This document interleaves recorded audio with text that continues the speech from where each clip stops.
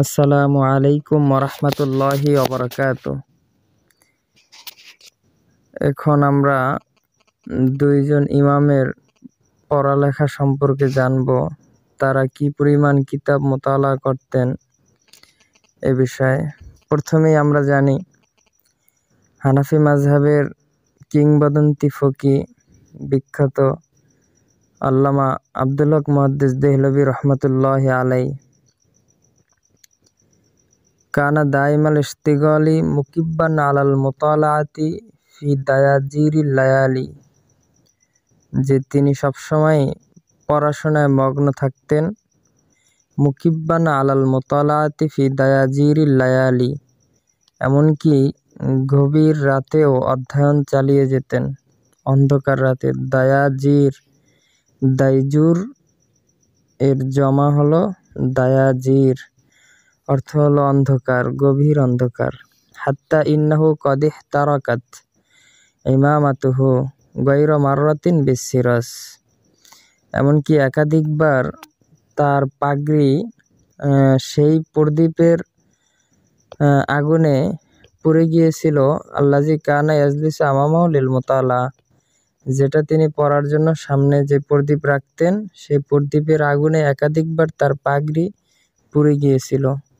ফামা কানা ইয়াতানাব্বাহু লাহু হাত্তা তাত্তাসিলান নারু বিবাদি শারিহি, কিন্তু তিনি এত গভীর মনোযোগী ছিলেন পড়াশোনায়, কিতাব মোতালায়, যে হাত্তা তাত্তাসিলান নারু বিবাদি শারিহি, কখনো কখনো পাগড়িতে আগুন লেগে গেলে তিনি টেরই পাইতেন না। এমনকি আগুন কখনো কখনো তার চুল পর্যন্ত চলে আসতো। সুবহানাল্লাহ। দ্বিতীয়, আমরা যেই ইমাম সম্পর্কে জানব, তিনি হলেন শাফি মাযহাবের বিখ্যাত আলেম ইবনুর রিফাহ।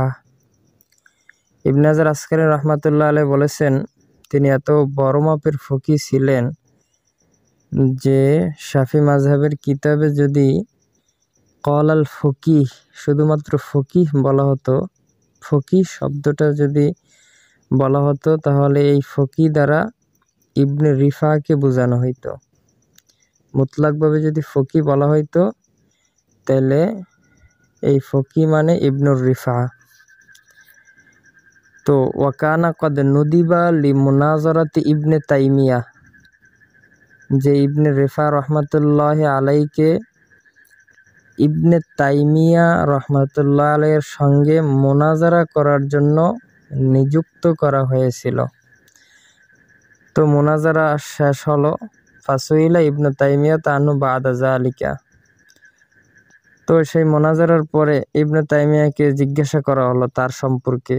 ফাকলা, ইবনে তাইমিয়া রহমতুল্লাহ আলাইহি বলেন, রাআইতু শাইখান, আমি এমন একজন শাইখকে দেখেছি, তাতাকাতারু ফুরুউ শাফিইয়্যাতি মিন লিহিয়াতিহি, যে তার দাড়ি থেকে যেন শাফি মাযহাবের মাসলা মাসাইলগুলা